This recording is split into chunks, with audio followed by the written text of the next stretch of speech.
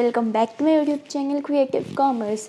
तो आज हम काफ़ी समय के बाद अकाउंट्स के साथ वापस शुरू करेंगे। अभी तक हमने अपना इंग्लिश का देखा, इंग्लिश की सारी पोएम, सारे चैप्टर्स सब खत्म हो गया था। हम राइटिंग स्किल्स कर रहे थे, हमने 2 टॉपिक्स कंप्लीट कर लिए राइटिंग स्किल्स में।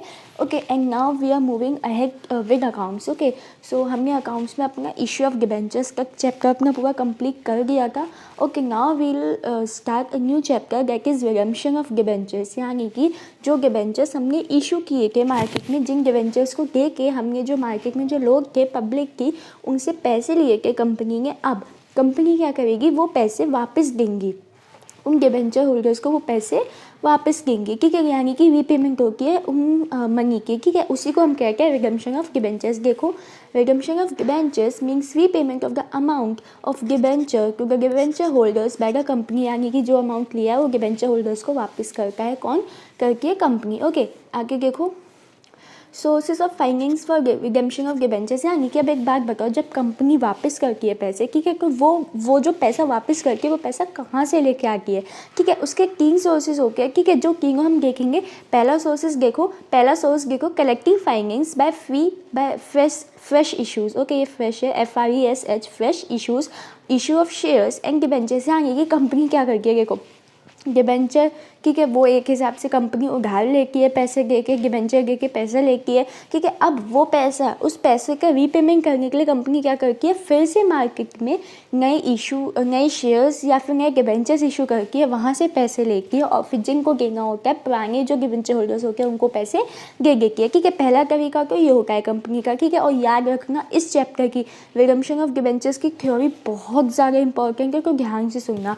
ओके, सेकेंड मेथड देखो, redemption of debentures out of capital, ठीक है। अब क्या होता है, जो कंपनी की कैपिटल होती है ना, कंपनी क्या करती है, उसका रिडेम्पशन ऑफ उसमें से रीपेमेंट कर देती है। 25% का 100% क्या है, ये मैं आपको आगे बताऊंगी, ठीक है। और देखो, redemption of debentures out of profit, यानी कि कंपनी का जितना भी प्रॉफिट कमाया होता है, ठीक है, उसका वो उसी प्रॉफिट में से उनको डिबेंचर होल्डर्स को रीपे कर देती है। ओके, ये 25% का 100% क्या है, इसका मैं आपको आगे समझाऊंगी। आगे देखो, methods of payment redemption of debentures, यानी कि मेथड्स क्या होते हैं, यानी कि कोई कंपनी होती है एक बार में दे देती है, कोई कुछ टुकड़ों में देती है, यानी कि इंस्टॉलमेंट्स में देती है, ठीक है। ऐसे कुछ मेथड्स होते हैं। पहला देखते हैं lump sum payment at the end of fix year, यानी कि एक फिक्स ईयर के एंड पे, ठीक है, एक बार में लमसम, यानी एक बार में पूरा पेमेंट कर दिया कंपनी ने। सेकंड देखो, redemption of debentures in instalments या फिर लॉक्स। इंस्टॉलमेंट्स और लॉक्स एक ही बात है, यानी कि मंथली इंस्टॉलमेंट्स हो गई या कैसे भी इंस्टॉलमेंट्स हो गई, इंस्टॉलमेंट्स में देती है, ठीक है। आपके सिलेबस में है ये, ठीक है। और ये जो लॉक्स है ना, इसके भी 2 पार्ट्स है, equal instalments and unequal instalments. Equal instalments यानी कि हर महीने अगर कंपनी मान लो 10,000 रुपीज़ दे रही तो हर महीने 10,000, ठीक है। और अनइक्वल इंस्टॉलमेंट्स यानी कि कभी 10,000, कभी 5,000, कभी 6,000, ऐसे करके। ओके, तो ये होता है हमारा सेकंड मेथड। थर्ड देखो, conversion of debentures into shares, यानी कि उन डिबेंचर्स को शेयर्स में कन्वर्ट करके, ये आपका एक मेथड होता है कंपनी का, जो कि आपके सिलेबस में नहीं है, ठीक है। तो आपको इसको पढ़ने की ज़्यादा जरूरत नहीं है। आगे देखो, ये कुछ गाइडलाइंस है, ठीक है। इस रिडेम्पशन ऑफ डिबेंचर्स में 2 चीज़ आती है, DRR यानी डिबेंचर रिडेम्पशन रिजर्व, और सेकंड आती है DRI यानी कि डिबेंचर रिडेम्पशन इन्वेस्टमेंट।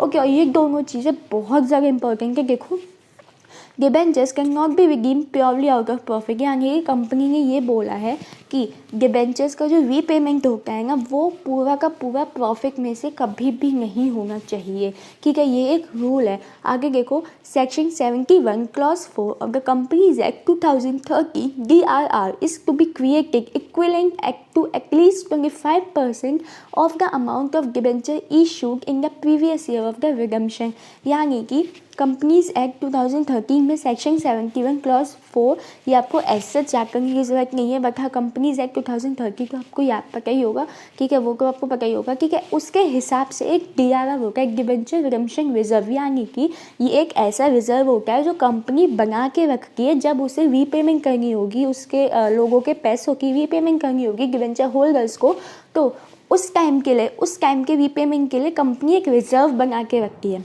ओके, जिससे कि उस टाइम पर उसे एकदम से भागम भागी ना करनी पड़े कि पैसे कहाँ से ले, कैसे इंतज़ाम करे, ठीक है। तो कंपनी पहले से एक रिज़र्व बना के रखी है, उस रिज़र्व को कहते हैं डिबेंचर रिडम्पशन रिज़र्व, ठीक है। अब वो जो रिज़र्व है वो at least 25% of the amount debenture issued, यानी कि मान लो कि 10 डिबेंचर्स इशू हुए हैं, ठीक है, और कितने के 100 डिबेंचर्स इशू हुए हैं, कितने के 10 का एक डिबेंचर है आपका, ठीक है। 100 डिबेंचर्स 10 का एक, ठीक है। अब देखो इसका अमाउंट क्या हो गया, 100 डिबेंचर्स है, 10 रुपये का एक है, ठीक है। तो टोटल अमाउंट कितना हो गया 1000, ओके, क्योंकि 100 रुपये का एक 100 डिबेंचर्स है, 10 रुपये का एक डिबेंचर, टोटल अमाउंट 1000 हो गया, ठीक है।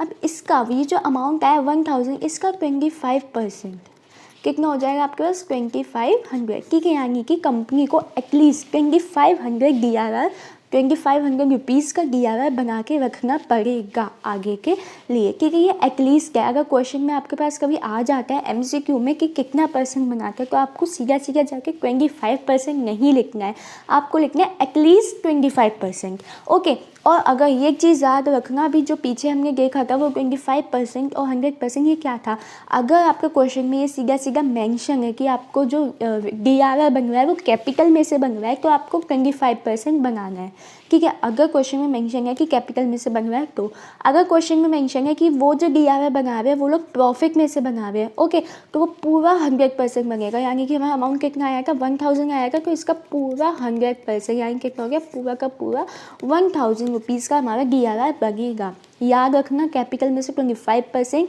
और प्रॉफिट में से 100%। और अगर क्वेश्चन में कुछ भी मेंशन नहीं है तो हम ये मान के चलते हैं कि 25%, यानी कि वो कैपिटल में से ही बन रहा है, ओके। थर्ड देखो, एज पर ये क्या वाइल, ओके ये भी गलत हो गया, ओके। कंपनीज एक्ट 2013 है, 18 section 18 17 clause 17 sub clause C of companies share capital and debentures rules 2014, every company who is required to prepare DRR shall invest at least 15% of the amount of its debentures maturing to debenture redemption investment account on 30th April before redemption।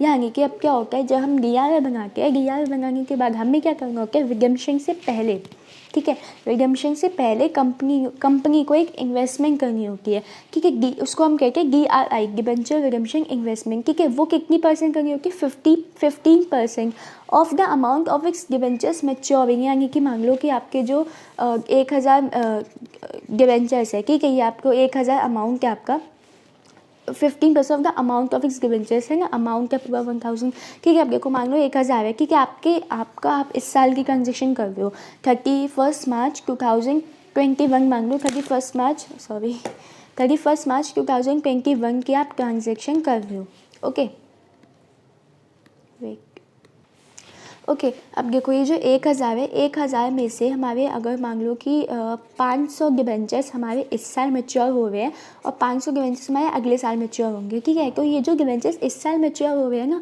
जितने debentures mature हो रहे हैं, mature का मतलब अब इनकी repayment का time आ गया, ठीक है। तो इसी डिबेंचर्स का, यानी कि इतने अमाउंट का 500 रुपीज़ का हमें 15%, 500 का हमें 15%, यानी कि कितना हो जाएगा आपका 75 रुपीज़, ठीक है। क्या छोटा सा एक वो है, यानी कि 500 अमाउंट का हमें 15% हमें इन्वेस्टमेंट करनी होगी बैंक में, ओके। ये हमारा रूल है, ये करनी होती है। कुछ कंपनीज़ होती है जिन्हें DRI और DRI वगैरह सब बनाने की ज़रूरत नहीं होती है, वो हम आगे देखेंगे कौन कौन सी कंपनीज़ होती है, ठीक है। तो ये कुछ है आपको कि आपको डिबेंचर रिडीम्पशन होने से पहले आपको ये 15% जितना अमाउंट के डिबेंचर्स आपके उस साल मैच्योर हो रहे हैं, ठीक है, 30 अप्रैल को हमें ये DRI बनानी होती है, उसी साल के 30 अप्रैल को, ओके। सारे डिबेंचर्स की नहीं बनती है, सारे डिबेंचर्स के अमाउंट की कभी नहीं बनती है, जितने उस साल मैच्योर हो रहे होते। क्वेश्चन में ध्यान से पढ़ना, अगर उस साल मैच्योर हो रहे हैं, सारे मैच्योर हो रहे हैं, तो आप सबका 15% बना लो, यानी कि अगर पूरे 1000 अमाउंट का मैच्योर हो रहा है तो आप पूरा 1000 का 15% बनाओगे। लेकिन अगर सारे मैच्योर नहीं हो रहे तो आपको ध्यान से देखना है क्वेश्चन। अभी आपके कुछ exception to the rule of DRR and DRI, यानी कि कुछ ऐसी कंपनीज़ है जिन्हें DRR और DRI बनाने की ज़रूरत नहीं होती है, ओके। ये क्वेश्चन में आ जाती है कि ऐसी कौन कौन सी कंपनीज़ है जिनको DRR और DRI बनाने की ज़रूरत नहीं होती है। मैं फिर से कह रही हूँ, इस चैप्टर की थ्योरी बहुत ज़्यादा इंपॉर्टेंट है, तो प्लीज़ ध्यान से देखना।